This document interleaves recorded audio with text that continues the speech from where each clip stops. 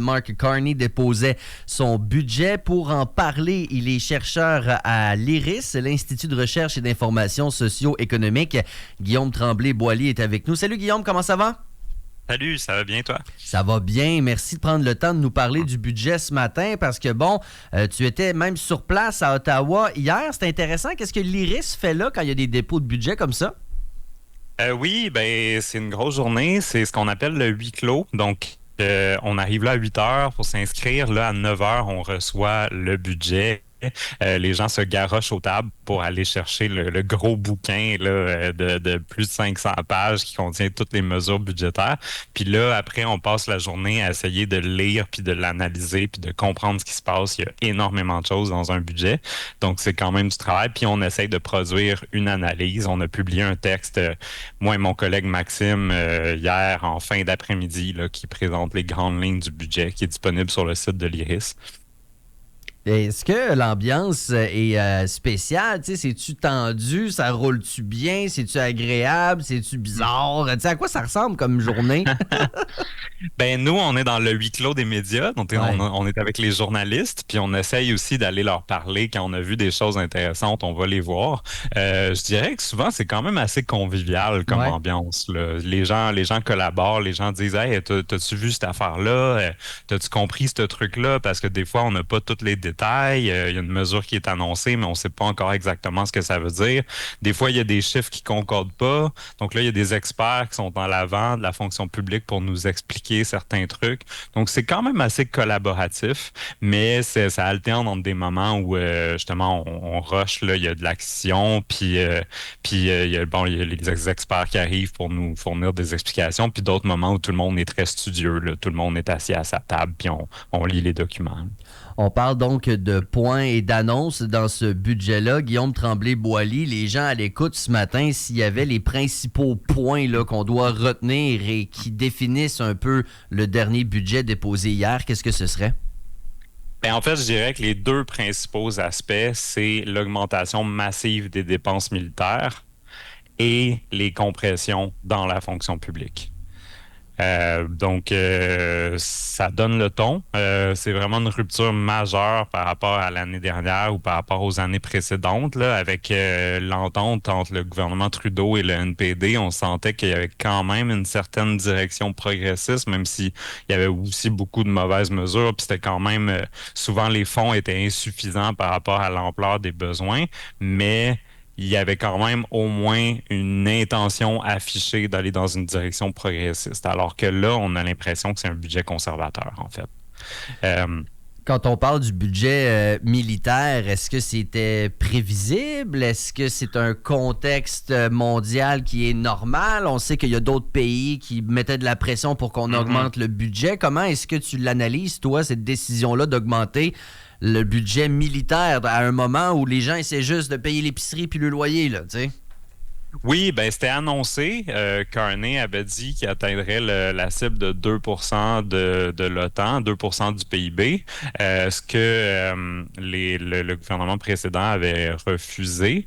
C'est une cible que le Canada a signée, mais il n'y avait rien qui forçait le gouvernement à signer. Puis en fait, c'est très paradoxal parce que Carney a été élu en se présentant comme la résistance à Trump. Là, on se rappelle du fameux elbows up, là, coude levé, on va faire face à Trump. Mais en réalité, le fait d'atteindre le 2% du PIB en dépenses militaires, c'est une demande répétée de Trump. Ouais. C'est Trump qui dit il faut que le Canada augmente ses dépenses militaires. Donc, en fait, en faisant ça, le gouvernement se soumet aux volontés de Trump. Guillaume Tremblay-Boily, tu as également écrit un billet ou un article là, intitulé « La hausse des dépenses militaires, un cul-de-sac économique et environnemental ». Donc, je présume que toi, de voir ça, ce n'est pas la bonne direction. Peux-tu nous résumer un petit peu ton propos dans cet article-là que tu as publié?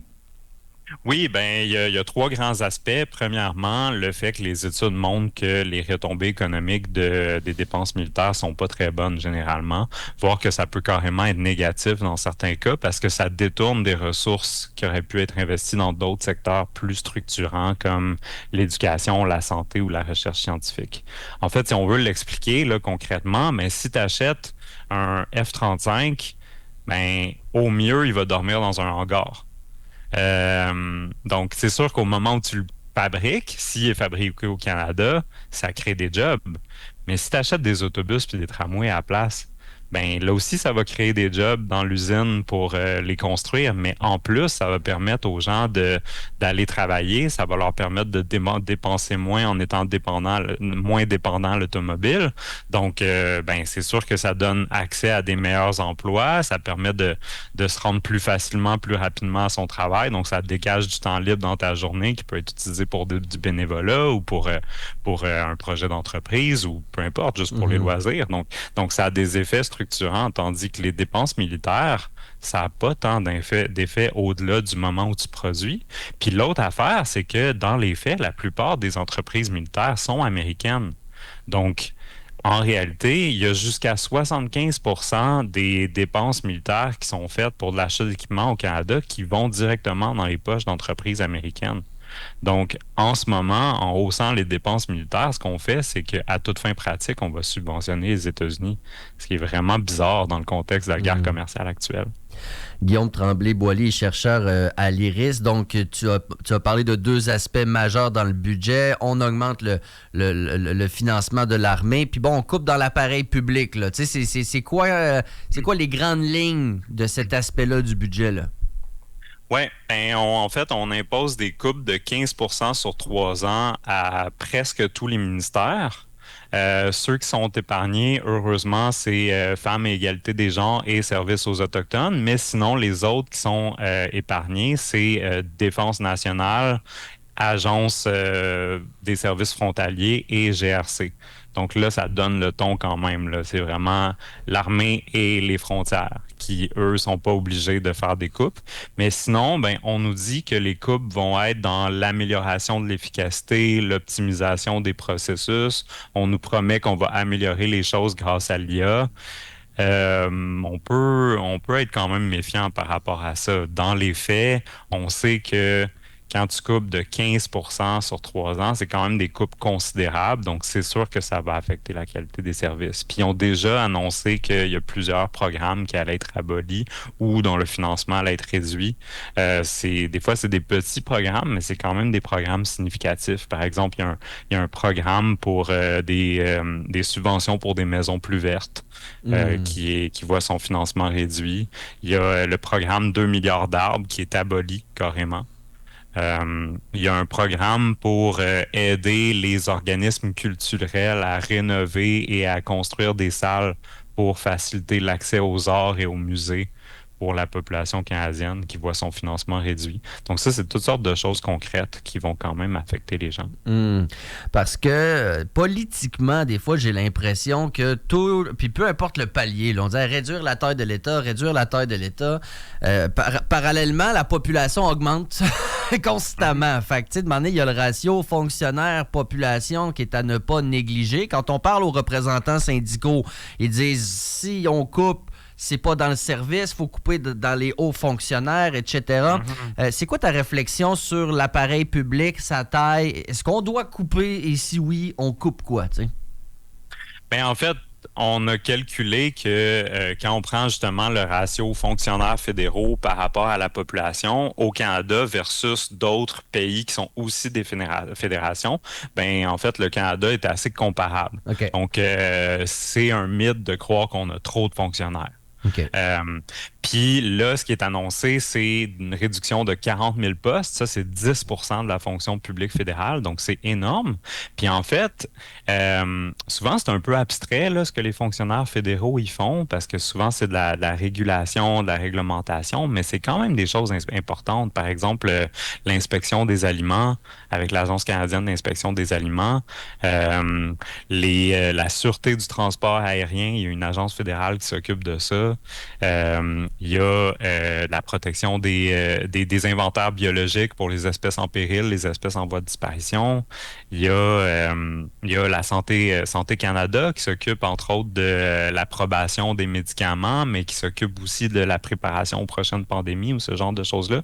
Donc, c'est toutes des choses qui sont peut-être pas dans le service immédiat à la population, mais qui sont quand même vraiment importantes. Puis, on peut pas se faire à croire qu'en coupant des postes, tu vas maintenir la même qualité. C'est sûr qu'il va y avoir des baisses, même si dans certains cas, ils peuvent couper en améliorant certaines procédures ou en améliorant l'efficacité. Il y a des gains qui peuvent se faire à ce niveau-là, mais c'est sûr que la qualité va être affectée. En terminant, souvent, on regarde les grands enjeux lorsqu'un budget politique est déposé, mais après ça, on filtre ça puis on essaie de ramener ça à notre poche à nous. T'sais, est-ce que la personne qui écoute ce matin verra un impact comme on le voit des fois au provincial avec des mesures d'impôts de ci, de ça, ou est-ce que c'est tellement plus large comme la défense puis tout ça que directement le citoyen ne verra pas grande différence? Ben, il y a certaines mesures, il y a une baisse d'impôts pour les gens de la classe moyenne, mais c'est une petite baisse d'impôts, puis évidemment, ça affecte pas environ le tiers de la population canadienne qui paye pas d'impôts parce qu'ils n'ont pas suffisamment de revenus. Donc, cet argent-là, il profitera pas du tout à ces personnes-là qui ont le plus de besoins. Sinon, il y a une baisse de la TPS pour l'achat d'une première maison neuve. Donc, une élimination de la TPS, en fait, pour l'achat d'une première maison neuve. Donc, ça, c'est positif pour les gens qui ont un projet d'achat de maison dans les prochaines années, mais ça touche pas les millions de personnes qui sont locataires. Ouais. Puis, c'est elles qui sont le plus affectées par la crise du logement en ce moment. Guillaume Tremblay-Boily, ça a été très intéressant. Merci beaucoup d'avoir pris le temps de nous résumer cette grosse journée donc de dépôt hier. Les chercheurs à l'IRIS et Guillaume Tremblay-Boily. Passez une belle journée. Au plaisir de se reparler. Merci à toi. Au plaisir. Merci. Bye-bye. 8h30.